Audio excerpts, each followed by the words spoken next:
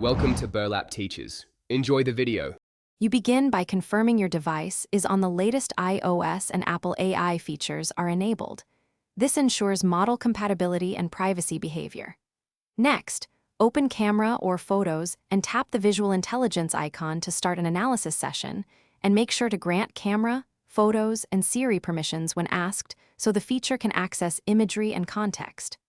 Once done, position the subject clearly with good light. That small step improves detection accuracy and speed. Now you frame the subject and use focus or exposure lock to stabilize the image.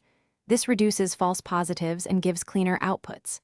Tap Analyze and watch labels populate.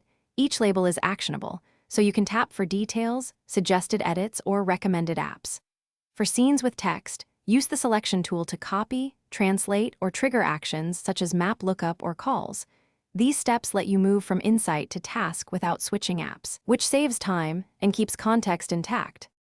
Finish by saving or sharing the annotated image using the share sheet, or export metadata to other apps for workflow continuity. Make sure to provide feedback when the app suggests corrections, so Apple AI improves personalization and future accuracy. This is why occasional manual corrections matter.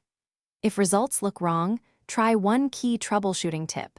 Retry the capture with improved lighting, a cleaner background, or recentered subject. Those adjustments address most misreadings quickly and reliably, letting you complete the task successfully. Thanks for watching. Consider subscribing if this video helped you.